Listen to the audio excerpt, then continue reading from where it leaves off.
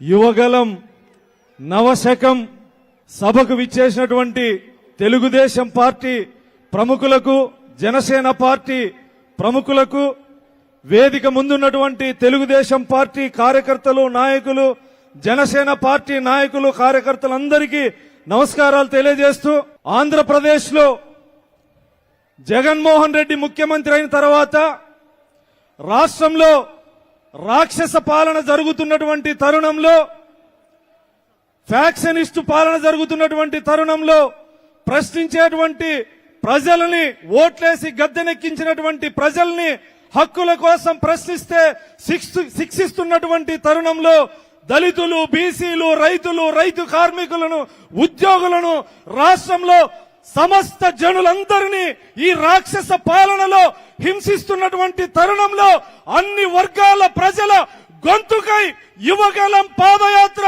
కుప్పంలో ప్రారంభించి ఎన్ని అడ్డంకులు సృష్టించినా పోలీసులతో అక్రమ నిర్బంధాలు జీవో నెంబర్ 1 ద్వారా సృష్టించి పోలీసుల ద్వారా కొంతమంది లైసెన్సుడు గుండాల రూపంలో పోలీసులు చిత్తూరు జిల్లాలో వ్యవహరిస్తున్న వైసీపీ మూకలు దాడులు చేయడానికి తెగబడుతున్న ఈ రాష్ట్ర ప్రజల పక్షాన నిలబడి యువగలం పాదయాత్ర ఏ లక్ష్యం కోసమైతే మొదటి అడుగు పడిందో ఆ లక్ష్యాన్ని చేరువవుతూ అన్ని జిల్లాల్లో అన్ని వర్గాల ప్రజల్ని కలుసుకుంటూ అన్ని వర్గాల ప్రజల కష్టాలు తెలుసుకొని వాళ్లకు భరోసాను కలిగిస్తూ ఈ యాత్ర కొనసాగింది. చిత్తూరు జిల్లాలో అడుగడుగున పోలీసుల ఆంక్షలు, ఆయన రథాన్ని లాక్కున్నారు, మాట్లాడేటువంటి మైకును లాక్కున్నారు, స్టూలు లాక్కున్నారు. 45 రోజుల ఉమ్మడి చిత్తూరు జిల్లాలో 25 కేసులు పెట్టి వేధించిన ఎక్కడా కూడా ఆగకుండా పాదయాత్రని కొనసాగించి అన్ని వర్గాల ప్రజలకు భరోసానిస్తూ ఈ రోజు పాదయాత్ర మొదలు కాకముందు హేళన చేశారు, అవమానం చేశారు, మాట్లాడేది రాదన్నారు. ఇప్పుడు ఏం మాట్లాడుతున్నారు అని పాదయాత్రలో నియోజకవర్గ ఎమ్మెల్యేలు పాదయాత్ర రాకముందే మా గురించి మాట్లాడితే, మా అవినీతి గురించి మాట్లాడితే ఖబర్దారని హెచ్చరించే స్థాయికి లోకేష్ గారు వచ్చారంటే పరిణీతి చెందినటువంటి నాయకుడిగా పాదయాత్రలో అడుగడుగున కష్టాలు పడుతూ ఒక పరిపూర్ణ నాయకుడిగా ఎదిగినటువంటి తరుణాన్ని ఈ రోజు మనం చూస్తా ఉన్నాం. గతంలో తెలుగు మాట్లాడేటప్పుడు 1-2 తప్పు పోతే అపహాస్యం చేసి హేళన చేసినటువంటి వీళ్ళు వైసీపీ నాయకులు ఈ రోజు లోకేష్ గారి వాగ్దాటికి భయపడేటువంటి పరిస్థితులు ఏర్పడ్డాయి. ఈ రోజు రాష్ట్రంలో సైకో పాలన జరుగుతా ఉంది. ప్రజాస్వామ్యం లేదు, రాజ్యాంగం లేదు, వ్యవస్థల విలువ లేదు.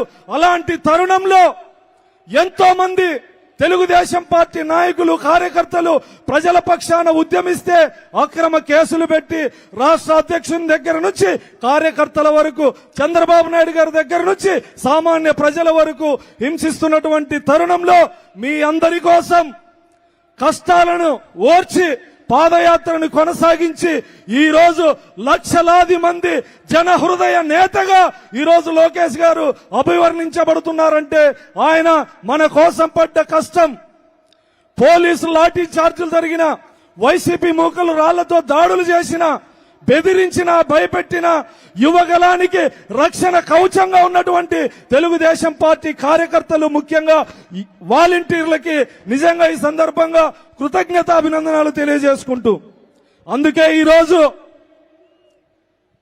ఉప్పెన లాంటి చంద్రబాబు నాయుడు గారికి, గర్జన లాంటి పవన్ కళ్యాణ్ తోడై, ఉద్యమం లాంటి లోకేష్ గారు ఈ ముగ్గురు కలయికతో చీకటి సామ్రాజ్యాన్ని కూకటి వేళ్లతో పెకిలించి ఫ్యాక్షనిస్టు సైకో పాలని బొందపెట్టి రాబోయే ప్రజా ప్రభుత్వంలో ఏ వర్గాల ప్రజలైతే కష్టపడ్డామో, ఏ వర్గాలకైతే అన్యాయం జరిగిందో ఆ బాధితులకి అండగా ఈ రోజు లోకేష్ గారు, జనసేన అధినేత పవన్ కళ్యాణ్ గారు, చంద్రబాబు నాయుడు గారి యొక్క కృషితో రాబోయే ప్రభుత్వంలో ప్రజాస్వామ్యం ఉంటుంది, రాజ్యాంగం స్పష్టంగా అమలవుతుంది.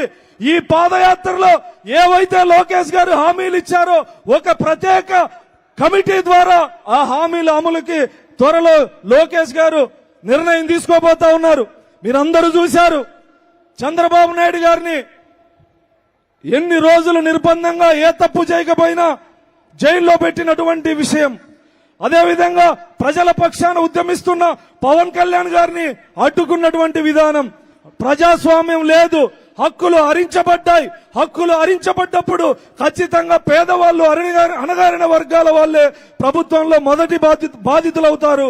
మొదటి బాధితులుగా ఉన్నటువంటి మనం ఈ రోజు తెలుగుదేశం పార్టీ జెండాని, జనసేన పార్టీ జెండాని పట్టుకొని క్షేత్రస్థాయిలో, గ్రామీణ స్థాయిలో ఏ లక్ష్యం కోసం, ఏ ఉద్దేశంతో చంద్రబాబు నాయుడు గారు, పవన్ కళ్యాణ్ గారు, నారా లోకేష్ గారు మన కోసం పనిచేస్తా ఉన్నారు, ఆ స్ఫూర్తిని జనాల్లోకి తీసుకెళ్లి ఖచ్చితంగా చంద్రబాబు నాయుడు గారు ముఖ్యమంత్రి అయ్యేంత వరకు మనం కష్టపడాలి. చంద్రబాబు నాయుడు గారు ముఖ్యమంత్రి కావాల్సినటువంటి చారిత్రక అవసరం ఉంది.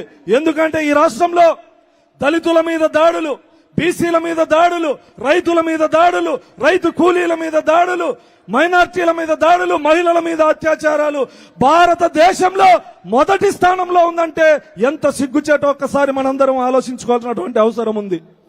దళితుల్ని ఊచకోతలు కోస్తా ఉంటే, బీసీల్ని పెట్రోల్ పోసి తగలబెడతా ఉంటే, మైనార్టీలు కుటుంబాలతో సహా ఆత్మహత్యలు చేసుకుంటా ఉంటే స్పందించినటువంటి దళిత బానిస మంత్రులు, ఎమ్మెల్యేలు, బీసీ బానిస మంత్రులు, ఎమ్మెల్యేలు ఈ రోజు సిగ్గు లేకుండా సామాజిక న్యాయం పేరుతో, సాధికార బస్సు యాత్ర పేరుతో ఊరేగుతా ఉన్నారు.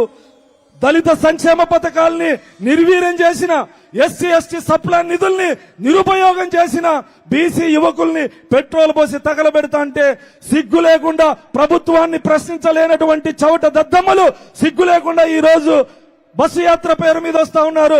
ఖచ్చితంగా ఎస్సీ ఎస్టీ బీసీ మైనార్టీ వర్గాల ప్రజలు తిరస్కరించాల్సినటువంటి అవసరం ఉంది. వైనాట్ 175 అన్నటువంటి ఈ ముఖ్యమంత్రికి రాబోయేది తెలుగుదేశం జనసేన సంయుక్త ప్రభుత్వం అని తెలిసి ఈ రోజు మంత్రులని, ఎమ్మెల్యేలని స్థానచలనం చేస్తా ఉన్నాడంటే భయం మొదలైంది. యువగలం పాదయాత్ర ముగింపు సభగాదిది. రాబోయే విజయానికి పునాది రాక్షస ప్రభుత్వానికి సమాధాన విషయాన్ని మనందరం గుర్తుపెట్టుకోవాలని చెప్పి ఈ సందర్భంగా తెలియజేస్తూ నాకు ఈ అవకాశం ఇచ్చినటువంటి పెద్దలకు నమస్కారాలు తెలియజేస్తూ ముగిస్తున్నా. జై భీమ్, జై అంబేద్కర్, జై చంద్రబాబు.